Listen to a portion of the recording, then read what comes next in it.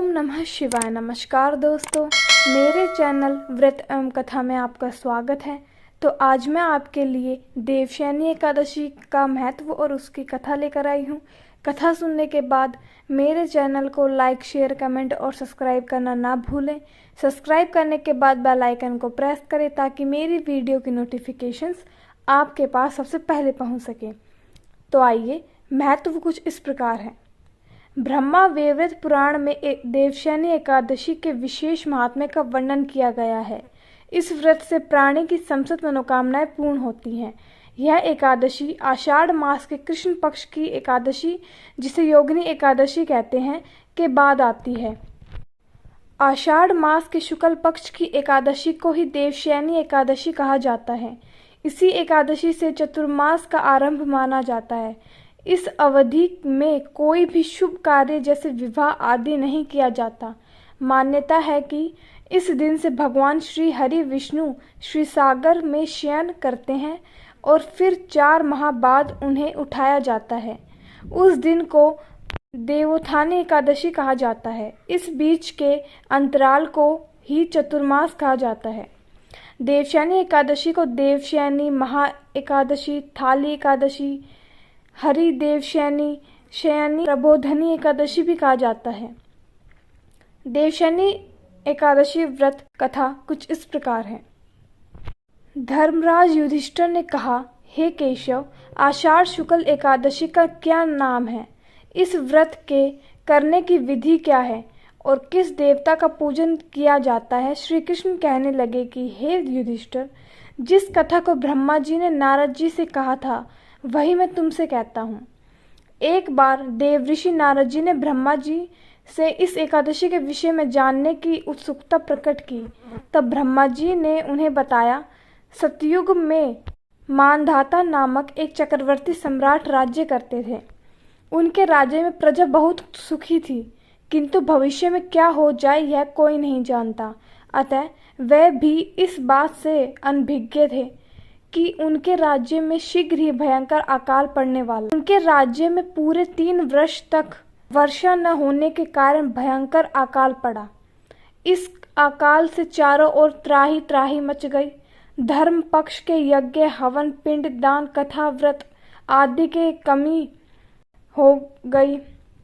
जब मुसीबत पड़ी हो तो धार्मिक कार्यों में प्राणी की रुचि कहाँ रह जाती है। प्रजा ने राजा के पास जाकर अपनी वेदना की दुहाई दी। राजा तो इस स्थिति को लेकर पहले से ही दुखी थे। वे सोचने लगे कि आखिर मैंने ऐसा कौन सा पाप कर्म किया है जिसका दंड मुझे इस रूप में मिल रहा है। फिर इस कष्ट से मुक्ति पाने का कोई साधन करने के उद्देश्य से राजा सेना को लेकर जंगल की ओर चल दिए। वहां विचरण करते करते एक दिन वे ब्रह्मा जी के पुत्र अंगिरा ऋषि के आश्रम में पहुंचे और उन्हें साष्टांग प्रणाम किया। ऋषिवर ने आशीर्वचनों प्रतांत कुशल क्षेम पूछा।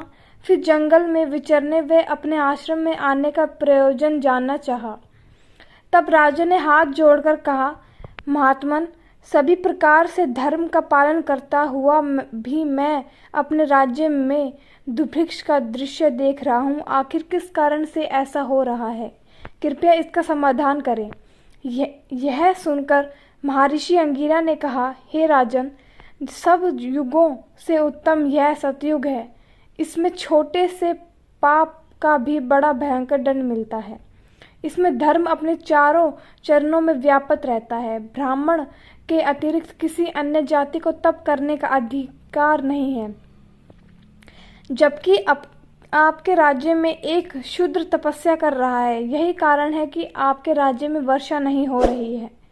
जब तक वह काल को प्राप्त नहीं होगा तब तक यह दुर्भिक्ष शांत नहीं होगा। दुर्भिक्ष की शांति उसमें मारने से ही संभव है। किंतु राजा का हृदय एक नरप्रधात शूद्र तपस्वी का शमन करने को तैयार नहीं हुआ। उन्होंने कहा, हे देव, मैं उस निरपराध को मार दूं, यह बात मेरा मन स्वीकार नहीं कर रहा है। कृपा करके आप कोई और उपाय बताएं। महर्षि अंगिरा ने बताया, आषाढ़ माह के शुक्ल पक्ष की एकादशी का व्रत करें। इस व्रत के प्रभाव से अवश्य ही वर्षा होगी। राजा अपने राज्य की राजधानी लौट आए और चारों वर्णों सहित एकादशी का विधिपूर्वक व्रत किया।